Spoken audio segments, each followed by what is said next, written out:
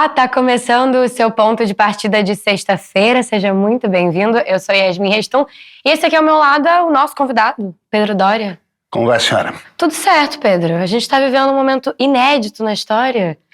Cara, uma das dificuldades do tempo é que os momentos inéditos na história têm se repetido com alguma frequência, né? É bom que a gente tem sempre assunto aqui. É verdade. Perfeito. Bom, fato é que a gente tem aí os Estados Unidos sancionando, enquadrando um ministro, um juiz, né, do Supremo Tribunal Federal na Lei Magnitsky, que tem esse nome diferentão. Muita gente não sabe do que se trata. Isso. A gente vai falar um pouco sobre isso também. Vamos lá.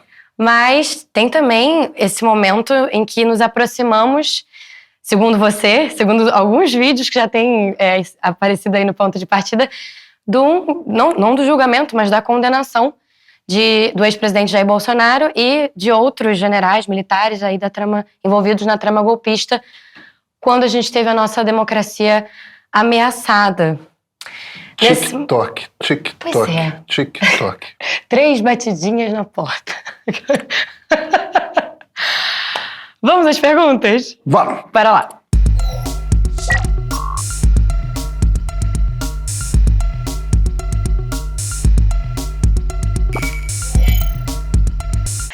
Olha só, eu vou começar meio descontraída, para você ficar mais à vontade para as próximas perguntas. Primeiro certo? relaxa, depois da facada, né? É, assim, Tá certo. morde a sopra.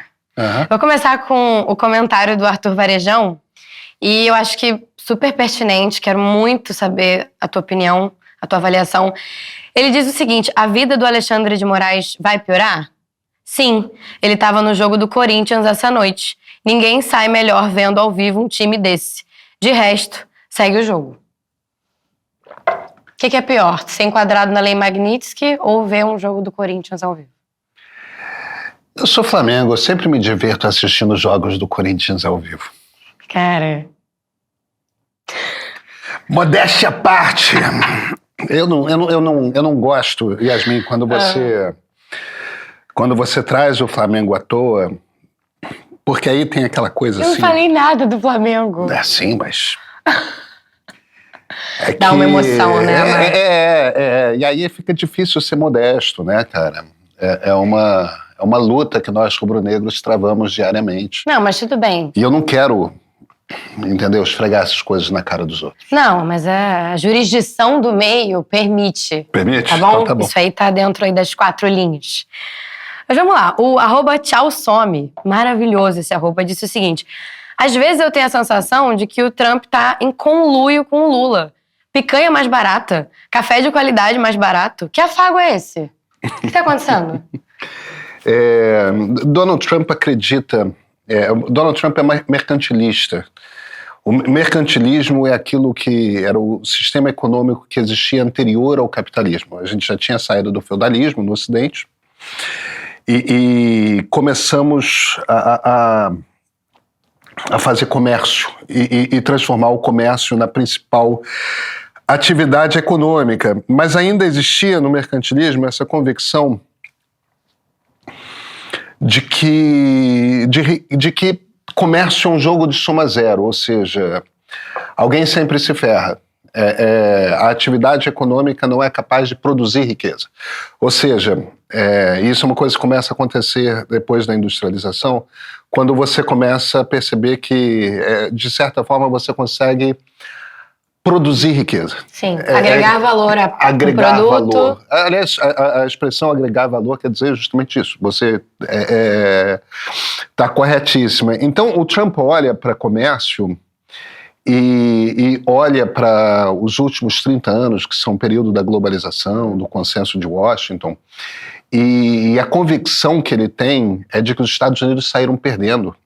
Porque tem um bando de gente vendendo coisa para os Estados Unidos e os Estados Unidos compram muito mais coisa que vem de fora do que vendem para o mundo. Então, para o Trump, ele vê essa balança comercial, olha para o valor negativo da balança comercial, né? Os Estados Unidos compram mais do que vendem, e ele fica absolutamente indignado, tipo, estamos perdendo. O PIB americano, do consenso de Washington para cá, desde que Bill Clinton assumiu como presidente dos Estados Unidos, foi multiplicado em 5 vezes. Os Estados Unidos enriqueceram barbaramente. Por que os Estados Unidos enriqueceram barbaramente? Porque eles enriqueceram o mundo. Porque essa máquina da globalização fez com que o mundo ficasse mais rico. No momento que o mundo fica mais rico, o que acontece? O mundo compra mais. Compra muito mais do que tinha condição de comprar. E uma quantidade imensa de pessoas saem da pobreza e vão caminhando na direção da classe média em todo o mundo. Foi bom, a globalização foi boa para o mundo, foi boa para as pessoas. Tem problemas, tem um monte de problemas, mas não é um processo que foi ruim para o mundo e muito menos é um processo que foi ruim para os Estados Unidos. Donald Trump não entende isso, mas ele não entende muitas coisas, inclusive o que é democracia. Olha, vamos tangenciar esse assunto do tarifaço, mas aí já falando dessa questão da aplicação da Lei Magnitsky sobre o nosso ministro Alexandre de Moraes. Tem gente que acha que é um momento oportuno para o Brasil, como a Leonora e o Ed. Eu já vou ler o comentário deles, mas o Marcial pensa diferente. Vamos lá. O Ed falou o seguinte: é um tiro que sai pela culatra. Vai ser um marketing excelente para as bandeiras de cartão chinesas. Aliás, o Brasil deveria aproveitar essa ocasião e se lançar globalmente nos sistemas internacionais de pagamento. É uma grande oportunidade para aproveitarmos. Agora, a Leonora, ela diz o seguinte: como na fábula Jogue a Vaquinha no Precipício, precisamos sair da nossa zona de conforto e nos reinventarmos, procurarmos novos mercados e, aproveitando o bom relacionamento com a China, buscar novos conhecimentos tecnológicos para podermos sobreviver sem a vaquinha americana. Agora, o Marcel, ele diz outra coisa, ele traz uma outra visão. Ele diz, em relação à laranja, por exemplo, há relatos que dizem que certos apoiadores de certas pessoas disseram que preferem ver a laranja apodrecer do que vender mais barato no Brasil.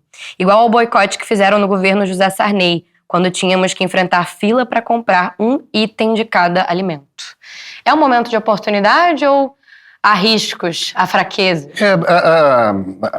É cedo para dizer? As coisas não funcionam desse jeito. Primeiro, a gente produz muito mais laranja do que tem mercado no Brasil. Não é só uma coisa de, vamos vender laranja mais barato. Não tem brasileiro suficiente para comprar a quantidade de laranja que a gente produz. Não tem esse mercado interno. Além disso, a maneira como a gente exporta laranja, a gente não exporta a fruta, a gente exporta o suco concentrado. E ele é feito dessa forma, você tem fábricas imensas que produzem esse suco concentrado e tudo mais. Ele é feito dessa forma para o mercado americano, porque existe um mercado de consumo americano. E o americano compra suco de laranja numas garrafas de galão, assim, que já vem um suco... Eu nem gosto muito não, tá? É um suco natural, só que é hiperconcentrado. Não é aquele suco que você espreme uma laranja e... Não, eles tiram água, então fica aquela coisa super concentrada com frutose. Algumas fábricas, inclusive, adicionam açúcar.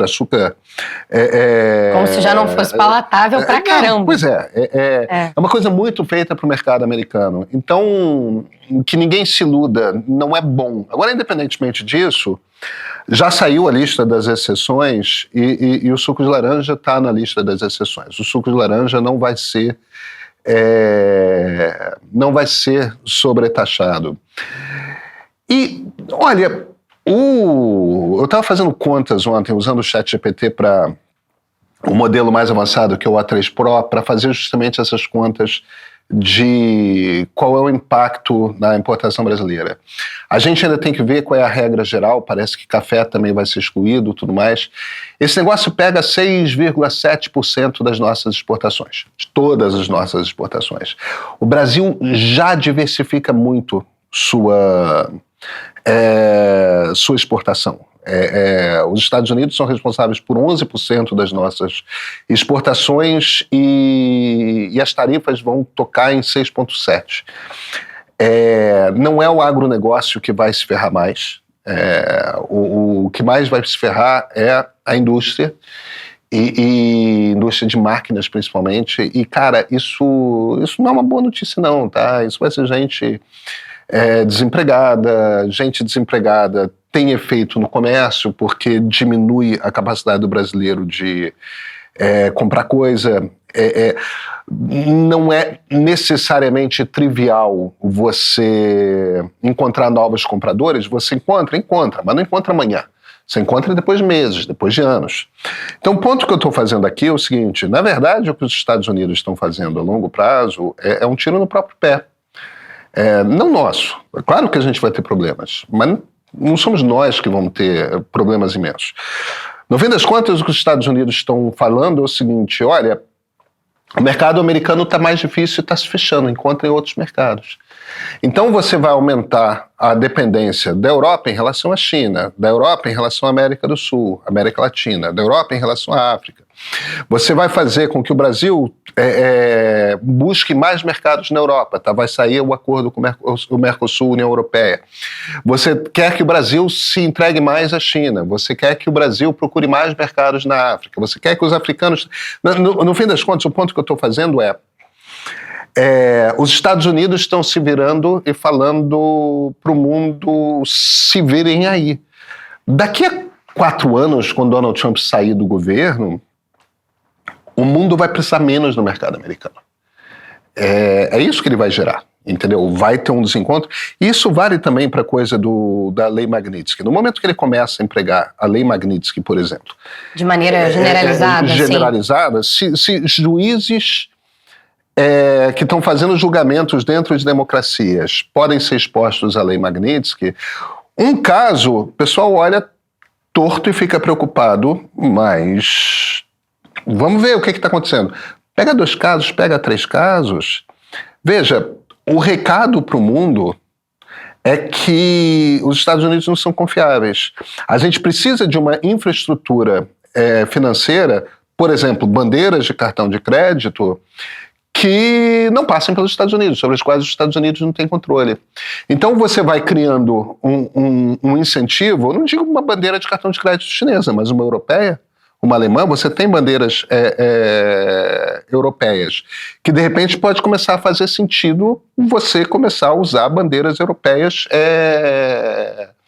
na América Latina.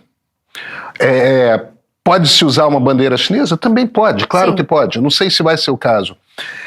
Você está criando mercado para empresas não americanas. Isso é bom para o mundo. Isso é ruim para os Estados Unidos. É muito pior para os Estados Unidos do que para o mundo. Agora, Pedro, vamos lá. Seguindo aí com esse exemplo que você até deu do agro, o Vricto falou o seguinte: então podemos dizer que a carne só estava mais cara até agora porque o agro prioriza a exportação em vez do mercado nacional? Que grandes patriotas. E podemos dizer que Temer e Bolsonaro, acabando com a Conab, foram políticas que fizeram a carne e outros produtos produzidos aqui ficarem mais caros? Quem diria que a direita brasileira é tão vassala? Não é nada disso. Não é nada disso. A questão é a seguinte: qual o tamanho do mercado? Que pessoas querem comprar carne? Se você tem uma quantidade muito grande de pessoas que querem comprar carne, aí não importa se é no Brasil ou fora. A carne sobe. Se você tem um número menor de pessoas querendo comprar carne, você continua produzindo a mesma quantidade de carne, você tem muita carne para vender para menos pessoas. O preço cai. Ele está um pouco com a ilusão de que você pode isolar o mercado brasileiro. Só que o mercado brasileiro não é isolado do mundo. O Brasil não controla o preço do petróleo. Quantas pessoas, quantos países, quantas empresas querem comprar petróleo. Aquele é o valor do petróleo, entende? Se de repente alguém se vira e fala, eu estou fora desse mercado, então diminuiu o número de compradores para aquele produto. E quando um cliente grande, como os Estados Unidos, sai fora desse mercado e diminui o número de compradores, então você diminui a demanda e o tamanho da oferta de produtos continua a mesma. Aí você tem que ter um reajuste de preço. Então, ele está um pouco com a impressão que é um pouco a cabeça dos desenvolvimentistas, tal, né? Que você tem que olhar muito para o mercado interno e ignorar a venda do mundo. O problema é que se você ignora o mercado mundial e só produz para o mercado interno, você joga fora dinheiro. Você deixa de trazer dinheiro para dentro do país, você deixa de enriquecer o país. Então, a gente precisa do mercado do mundo. Não é tirava carne do brasileiro para vender para os americanos. Não. produzimos carne. Por que o agro traz uma quantidade tão grande de dinheiro para o Brasil? Por que o PIB brasileiro cresce porque existe a agroindústria? Porque existe um mercado imenso no mundo para aquilo que a agroindústria brasileira produz. E isso faz com que exista uma disputa pelo produto gerado por essa indústria brasileira. Isso é bom, é isso que nós queremos como país. Então, não é, ele está tentando virar a equação de cabeça para baixo, mas não é assim. Mesmo no fim das contas, os desenvolvimentistas, quando se viram e falam precisamos desenvolver a nossa indústria, mesmo eles na esquerda, eles querem desenvolver a nossa indústria para vender para fora, gente. Para fazer dinheiro vendendo para o exterior. Esse é o objetivo. Você quer desenvolver indústrias para trazer dinheiro para dentro do país. Isso é bom. Isso é o país enriquecendo.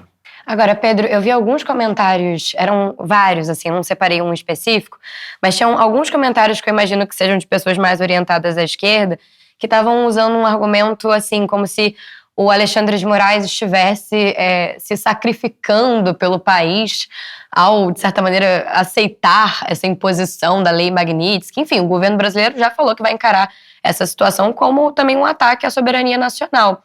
Esse argumento, como é que a gente poderia explicá-lo, assim? Porque não parece fazer muito sentido. Mas como tinha algumas pessoas falando sobre esse sacrifício do Supremo Tribunal Federal em defesa da nossa soberania, eu acho que vale a gente falar desse assunto. Veja, Alexandre de Moraes é um juiz punitivista ultra rigoroso, que a esquerda odiava quando ele foi indicado pelo Temer, sempre odiou, justamente porque ele era punitivista. E agora que ele está sendo punitivista para cima da direita, um pedaço da direita deixou de gostar dele e a esquerda decidiu transformá-lo num herói. Uhum. Yasmin, eu não sei, olha, o jogo da política, o jogo da democracia, não é um jogo de heróis e vilões, entendeu? É uma quantidade muito grande de pessoas, isso não é uma coisa da esquerda, tá? Isso é uma coisa das pessoas. Uma quantidade muito grande das pessoas olha para o jogo da política como se fosse um jogo no qual você tem heróis e vilões. Tem o meu time e tem o seu time. Uhum. E o meu time está sempre certo e o seu time está sempre errado. Só porque você é Flamengo, mas tudo bem.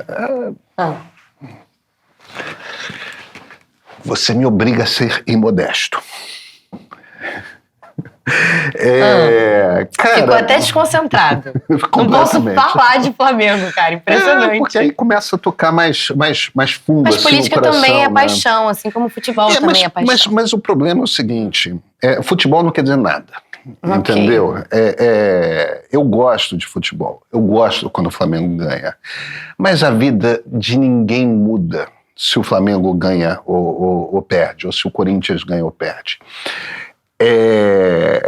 Política afeta a nossa vida. Política é a gestão da coisa pública, é a gestão do país em que a gente vive.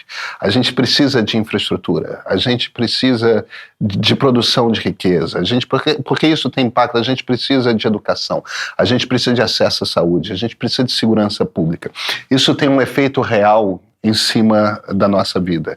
Não tem nenhum problema e não muda a vida de ninguém, eu ou você ou qualquer pessoa ser apaixonada por futebol. Quando a gente começa a olhar para a política de forma irracional, e é claro que sempre vai ter um componente de racional, nós humanos, a gente gosta de um tribalismo, a gente gosta de saber qual é a minha tribo, qual é a sua tribo, qual é a tribo do terceiro, e fazer pactos, e fazer... Mas o problema que a política tenta resolver é claro, evidentemente, é a tendência que nós temos em sermos tribais, mas o problema que a política tenta resolver em democracias é a possibilidade de acordos dentro de uma sociedade em que a gente tende a discordar. O que a política busca é o acordo, não é o time. Entendeu?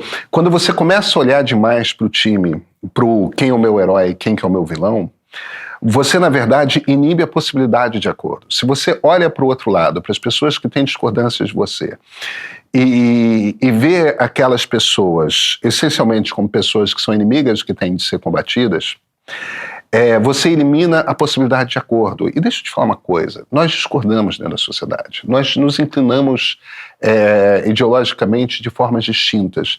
A gente compreende o que é certo e o que é errado, o que é ideal, o que não é ideal, o que precisa ser feito, o que não precisa ser feito. Nós avaliamos todas essas coisas de uma forma diferente.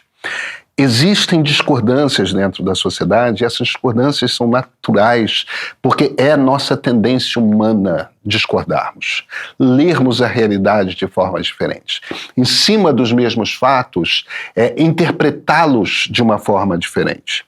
A gente precisa ter a possibilidade de fazer acordo.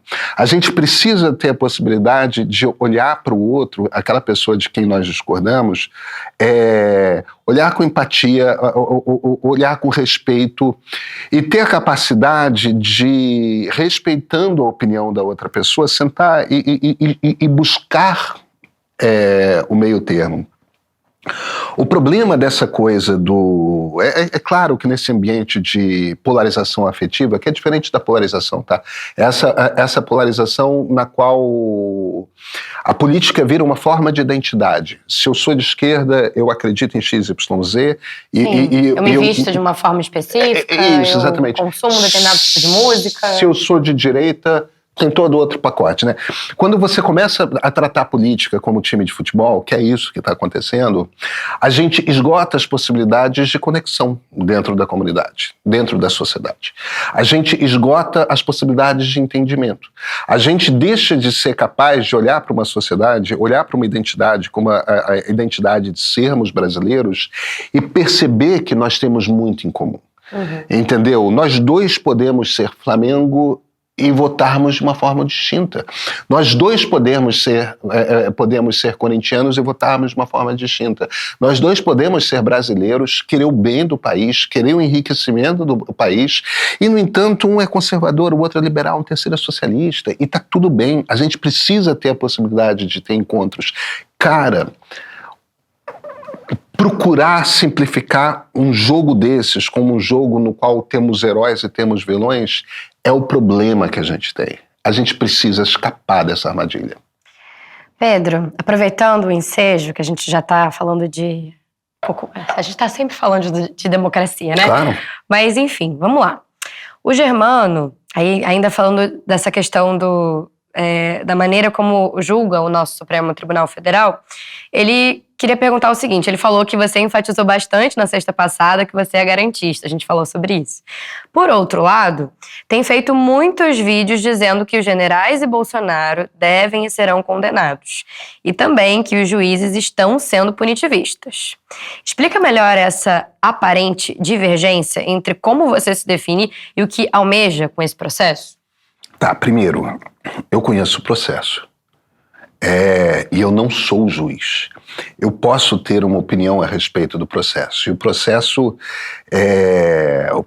que é público, o relatório da Polícia Federal, a denúncia da Procuradoria-Geral da República, para mim é claríssimo que provam de forma inconteste a culpa de Jair Bolsonaro e desses generais, não só do desejo de dar um golpe de Estado, como do planejamento de um golpe de Estado e de terem posto em curso este planejamento, este processo para ir a um golpe de Estado.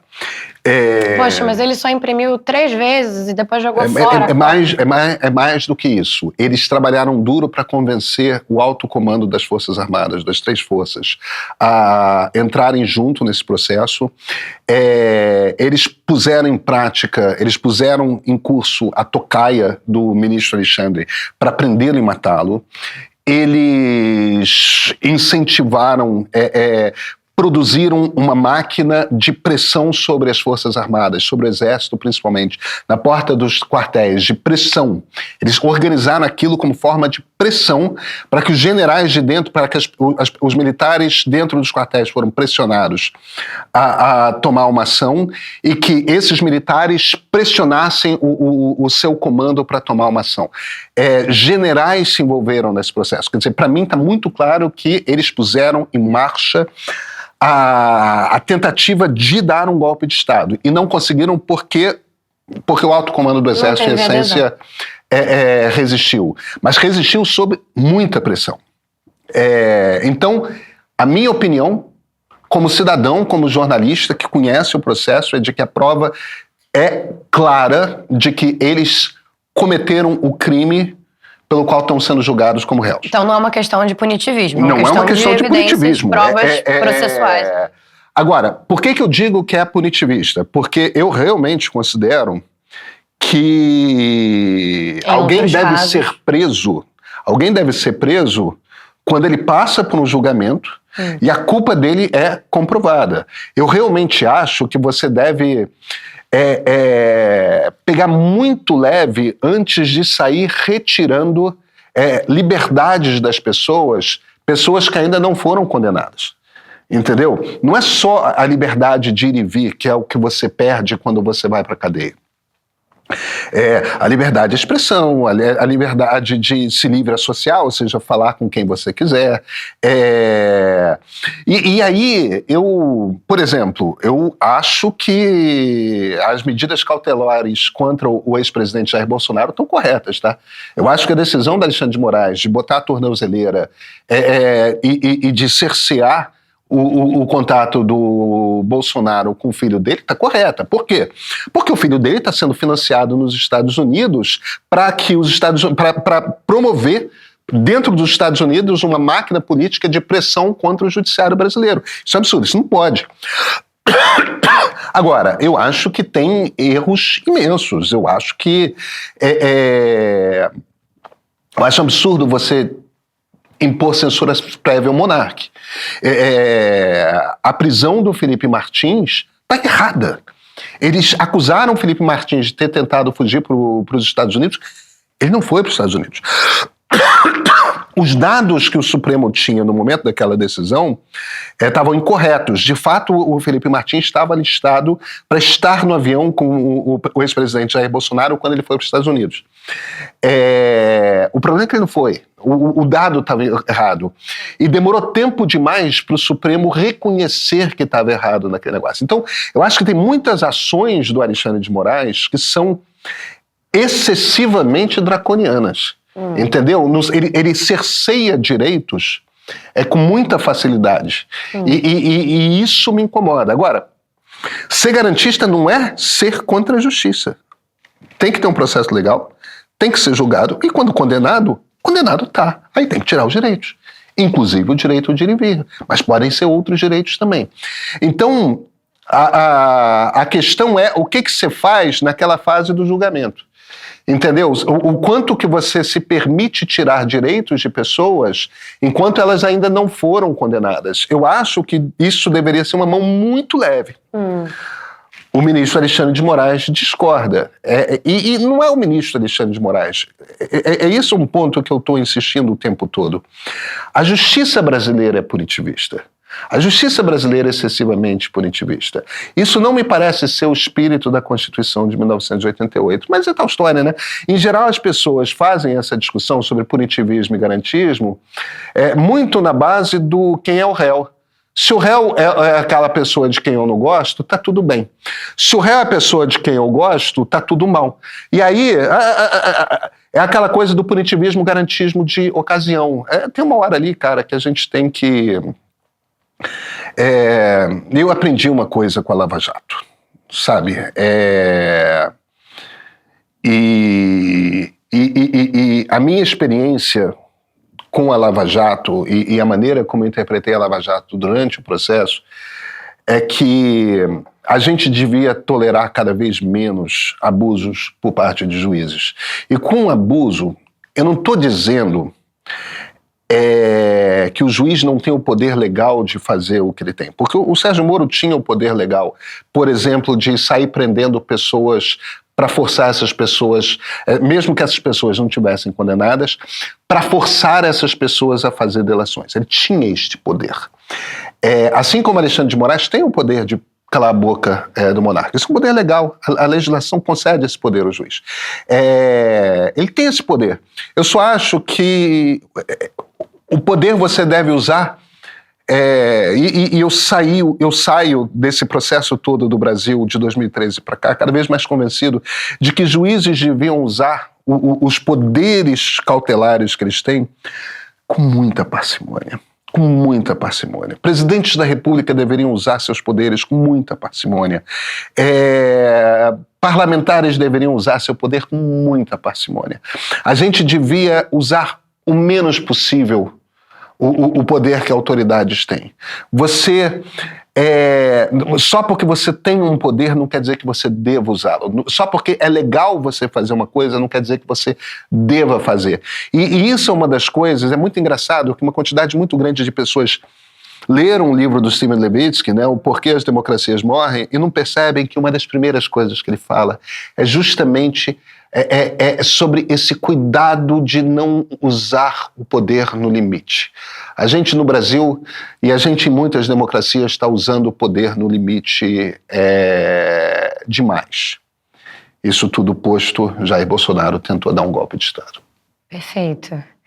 Olha, falando sobre, ainda sobre esse tema da democracia, que, de certa maneira, há uma interpretação de que a Lei Magnitsky está sendo um desafio, digamos assim, para o nosso Estado democrático, o F. Santiago fez a seguinte pergunta. Ele falou: Oi, Pedro, e agora, como é que fica a sua teoria de que democracias não fazem guerras com outras democracias?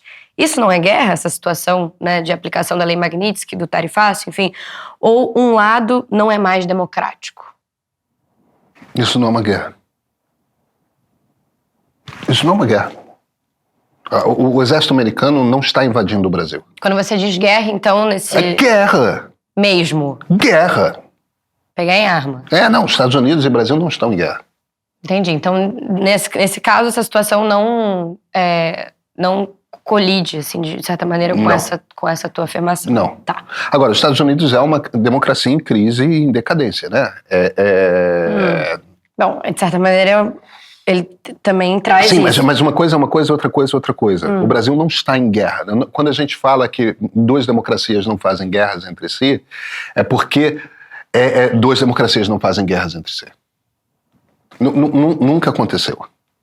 Democracias negociam. Democracias têm freios e contrapesos internos que tendem a levar o jogo para o diálogo. E no momento está havendo diálogo. Veja, eu não estou dizendo que democracias não fazem negociações duras, eu não estou falando que democracias não cometem erros, eu não estou falando, mas eu estou falando de guerra, tanque de guerra, avião, bomba, tiro, gente morrendo, é guerra. Perfeito. Negociação a gente tem, né? Todo dia o Alckmin dando a mesma declaração. Não, mas negociação tem um bando de senador brasileiro nos Estados Unidos, inclusive senadores de direita e tal, entende? Conversas estão acontecendo. Agora, Pedro, o André Carvalho levantou o seguinte cenário, ainda falando de democracia, mas indo para o tema das eleições. Vale ponderar o timing. Estamos em julho de 2025 e as eleições só acontecem em outubro de 26. Se esse episódio, as sanções dos Estados Unidos e o enquadramento via Lei Magnitsky ocorresse às vésperas da eleição, teria alto potencial de capturar o eleitorado em favor do Lula e colocar Tarcísio, Michele ou qualquer pessoa próxima a Bolsonaro em posição defensiva. Mas com mais de um ano pela frente, é razoável esperar que o efeito se dissipe, principalmente se não houver escalada de pressão dos Estados Unidos em outras frentes. Caso os Estados Unidos insistam com tarifas adicionais, pressões multilaterais, sancionar outros brasileiros com a Lei Magnitsky ou bloqueios indiretos, esse tema pode sobreviver no debate político, no debate público, perdão. Caso contrário, tende a ser substituído por novas crises, o que a política brasileira é especialista. Acho que faz sentido, Pedro? Acho que ele tem toda a razão. Eu só diria o seguinte: a gente está gravando hoje, é quinta-feira, saiu hoje a nova pesquisa da Atlas, e pela primeira vez temos uma pesquisa que detecta uma aprovação do Lula maior do que a desaprovação. Olha, desde o início do mandato do Lula isso não acontecia. Então, como o Creomar de Souza falou no Central Meio de quinta-feira, o jacaré está abrindo a boca. Entendeu? Agora, claro, isto é hoje. Isto não é em outubro de 2026. Sim. Muita coisa pode acontecer. No momento, o que o bolsonarismo está fazendo é dando voto para Luiz Inácio Lula da Silva. Vai ser assim no segundo semestre do ano que vem? Eu não sei. Agora, Pedro, ainda envolvendo esse julgamento do Bolsonaro e o tema da democracia... perdão, na verdade, um comentário... Me confundi aqui. Na verdade, agora é um comentário que debate mais sobre teoria política. O Leandro, ele falou o seguinte: caro Pedro, acabei de ler A Hora dos Predadores, do Giuliano da Empoli, e especialmente um trecho do livro me chamou a atenção. A Hora dos Predadores, no fundo, não passa de um retorno à normalidade. A anomalia foi o breve período em que se acreditou possível domar a busca sangrenta pelo poder por meio de um sistema de regras. Fecha aspas.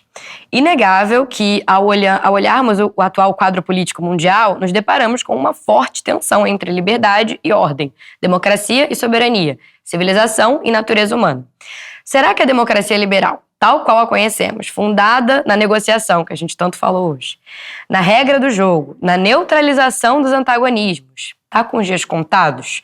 Será que Carl Schmitt, quando criticava o idealismo liberal por tentar domesticar o político por meio do direito, da moral, do proceduralismo institucional, estava correto? O conflito é mesmo inevitável, sendo o inimigo uma figura ontológica do político? Hobbes venceu Locke e Rousseau? Socorro!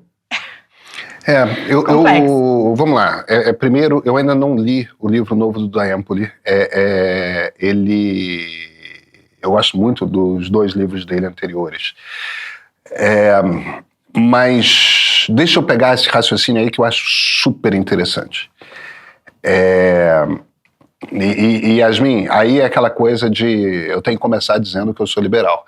Poxa vida, que novidade, gente. Pois é. Parem as máquinas. Mas por que eu estou falando isso? E nos momentos em que eu lembro as pessoas disso, é o seguinte: quando a gente faz análise, a gente parte de uma determinada leitura de como o mundo funciona. Sim. Essa leitura de como o mundo funciona, ela é orientada por uma ideologia. Né? Quando ele se vira e pergunta, será que Hobbes ganhou de Locke? No fim das contas, eu estou no lado do Locke, porque eu sou liberal. Eu entendo o mundo pelos olhos de um liberal, que não são os mesmos olhos de um conservador, que não são os mesmos olhos de um socialista. Então, outras pessoas interpretariam essa situação que ele está descrevendo de forma diferente. Então, não é que a minha resposta seja a resposta certa, é a resposta que um liberal dá. O Carl Schmitt que ele cita é o jurista do nazismo. E o que o Schmitt estava olhando? O que o Schmitt estava olhando ali nos anos 20, anos 30, que é o que motiva ele a fazer essa lista, é o seguinte: olha, o que o Schmitt está olhando?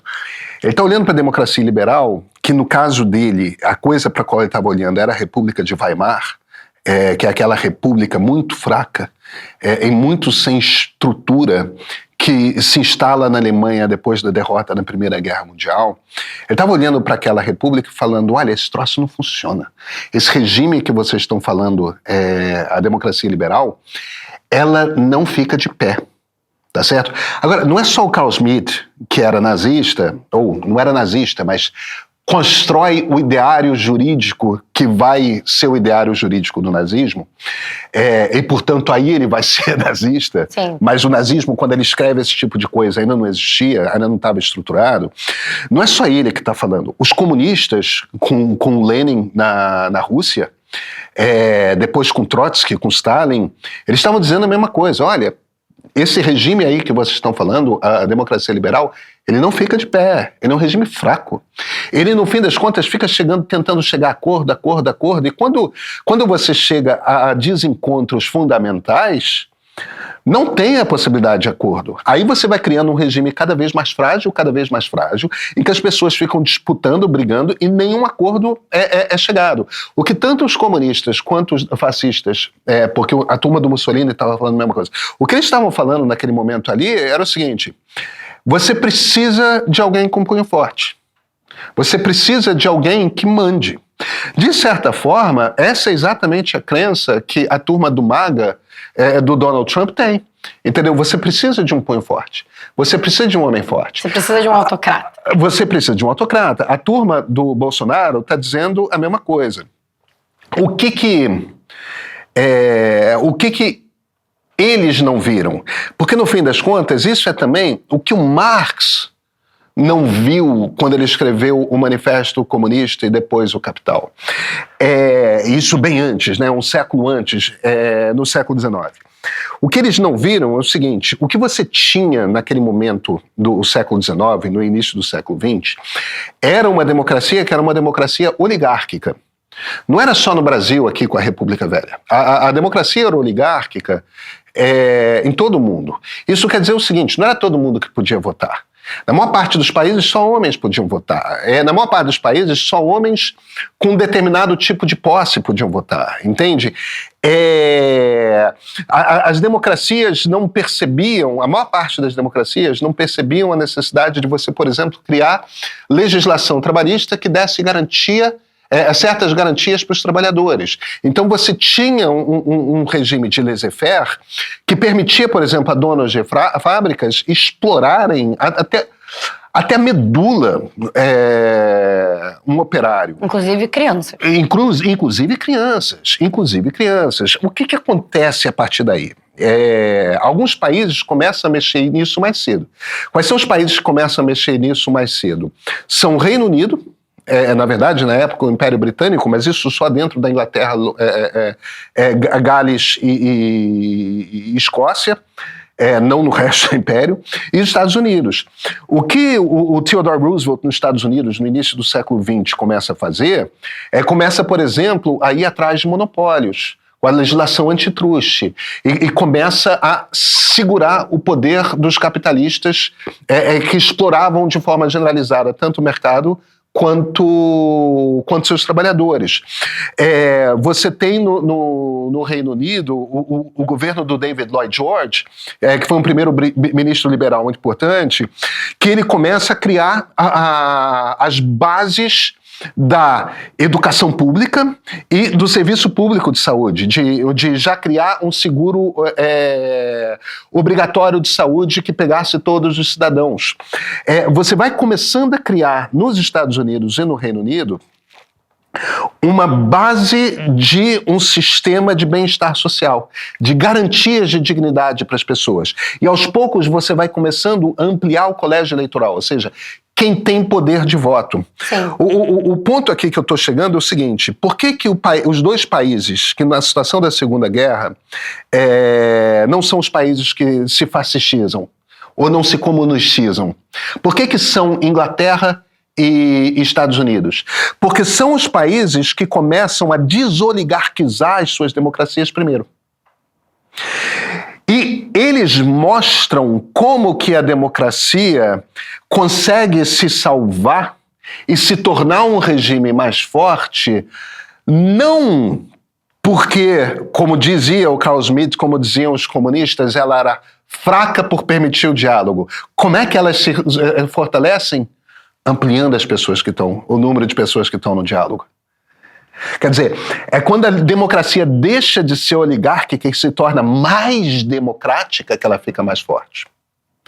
Então, qual é o problema que a gente tem hoje? Desculpa o processo todo da aula de história, porque no fim das contas, Aquilo ali que a gente viveu nos anos 20 e 30 é o que os historiadores chamam de crise do liberalismo.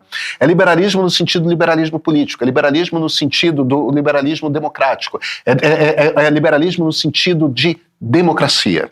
Aquilo é o momento da crise da democracia. E a democracia se salva ali quando ela se torna mais democrática. A democracia vence primeiro os fascistas, em 1945, e depois, em 1989, os comunistas. E ela se mostra... Por que ela venceu? Cara, ela venceu porque ela mostrou que ela era capaz de fazer com que o operário tivesse dinheiro.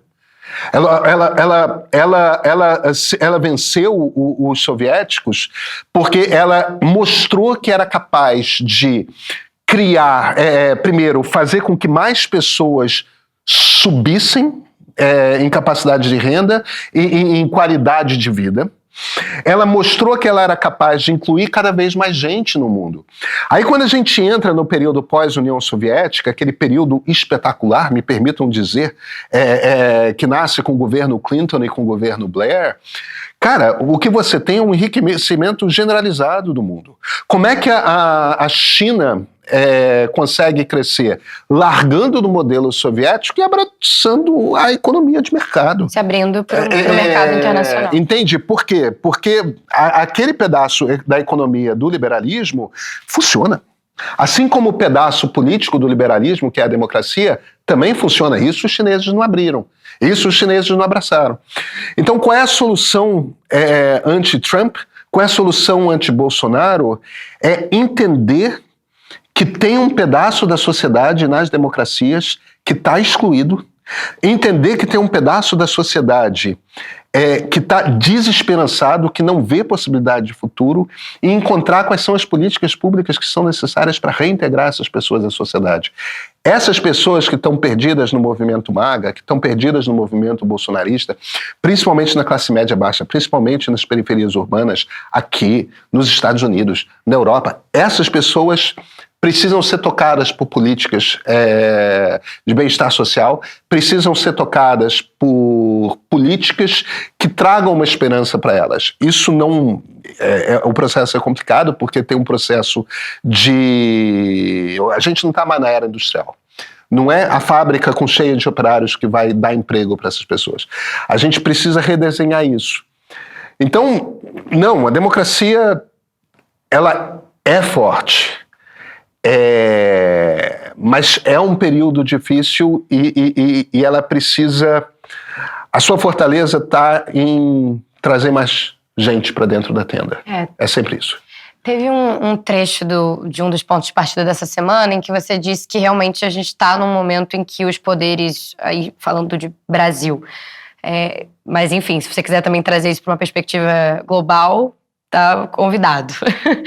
Existe esse estiramento das forças, dos poderes, um pouco disso tudo que você veio falando, dessa situação de usar no limite o poder que se tem. Enfim, quando a gente pensa aí historicamente, até que podemos trazer outros exemplos, mas olhando, por exemplo, para a década de 30, em que a gente tem a ascensão do nazismo em um momento de desesperança, de miséria social, etc., eu entendo o que você trouxe, mas parece um pouco romântico quando a gente olha assim, apesar de entendermos que é uma alternativa, que é a melhor alternativa para a gente apostar na democracia.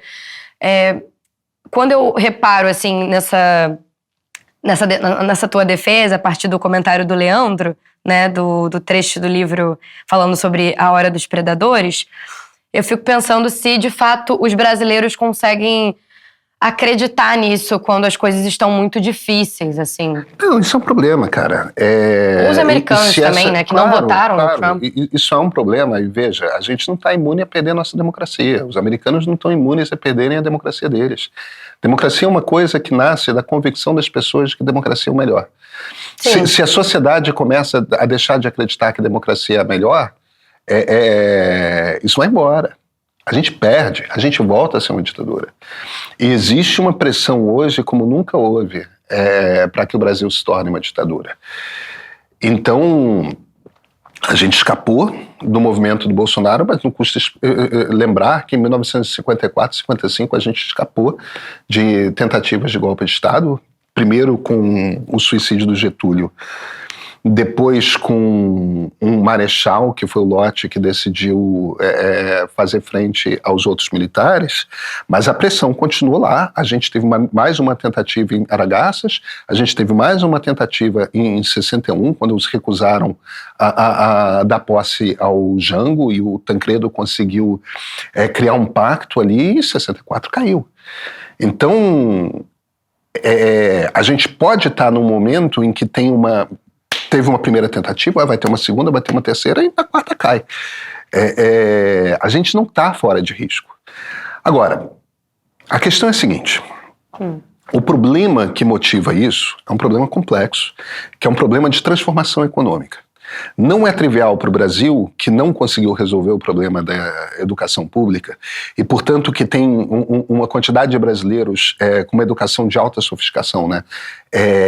Que é o tipo de educação necessária para a economia do século XXI, que é a turma de inteligência artificial, que é a turma de engenharia genética, esse tipo de coisa.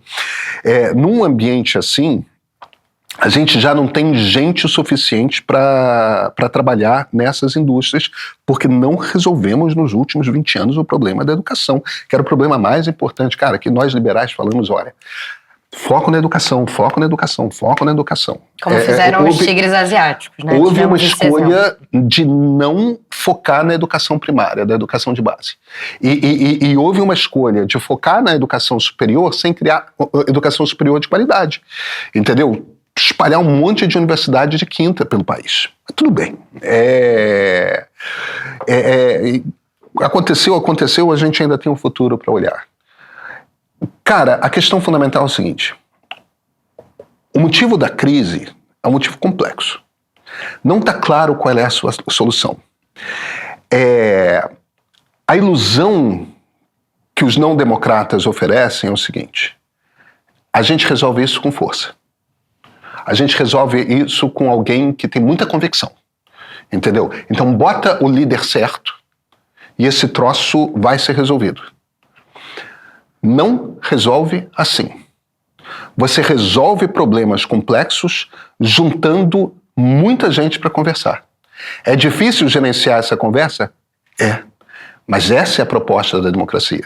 Quanto mais gente a gente tiver à mesa, quanto mais olhares a gente tiver à mesa, maior a possibilidade da gente conseguir resolver esse tipo de problema.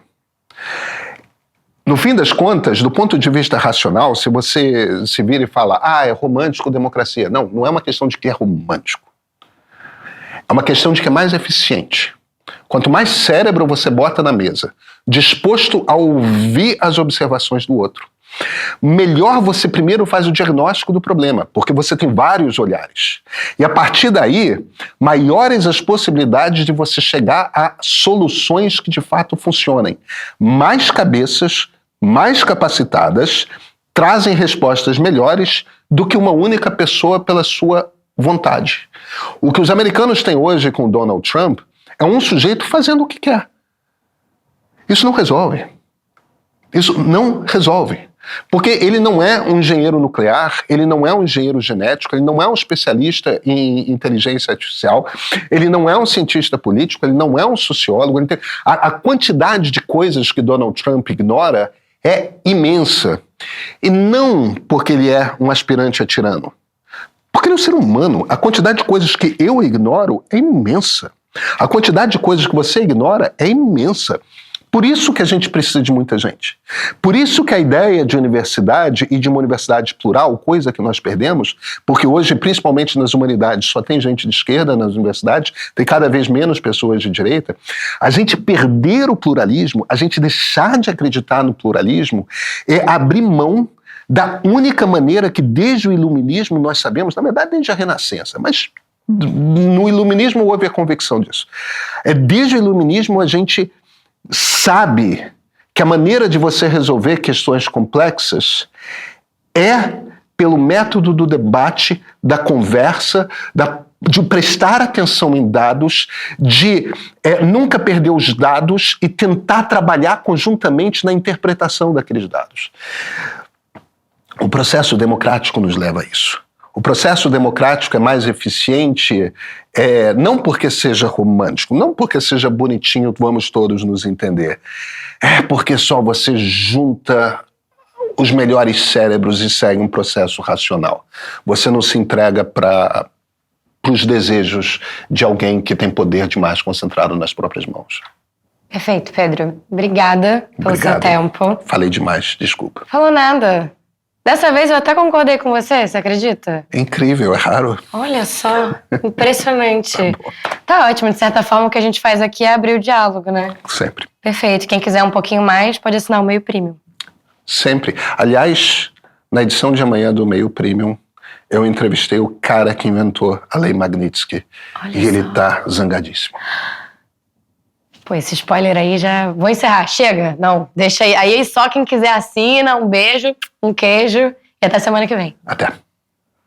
Ei! Você que está comigo aqui no YouTube, já acompanha o Ponto de Partida? O PDP é o meu programa das segundas, quartas e sextas-feiras com análises quentes sobre os principais assuntos que movimentam o noticiário e também respostas aos comentários de vocês. Mas alguns temas, eles precisam de mais tempo, mais calma e mais contexto. Daí surgiu o Ponto de Partida série. É um formato especial com episódios bastante maiores, produção pensada para streaming e recursos visuais super elaborados para mergulhar e contextualizar temas que merecem um cuidado especial. Por isso decidimos fazer episódios sobre o conflito entre Israel e Palestina. Não é só notícia, é história, sociologia, um trabalho intenso de apuração e muita pesquisa. Gente que assistiu e escreveu dizendo que finalmente conseguiu entender a origem desse conflito, das raízes na Idade do Bronze até a era da inteligência artificial. Outros comentaram que é um conteúdo tão esclarecedor que deveria ser exibido nas escolas. Que bacana. Muita gente dividiu conosco que conseguiu desfazer ideias equivocadas. E isso deixa toda a equipe muito feliz, porque é exatamente esse o propósito. Clarear o que parece complicado demais e o que está por trás dessa guerra que não nasceu agora. Se você ainda não viu os novos episódios, fica aqui o meu convite. Assine o streaming do Meio e entenda com profundidade e clareza um dos conflitos mais complexos e importantes da atualidade.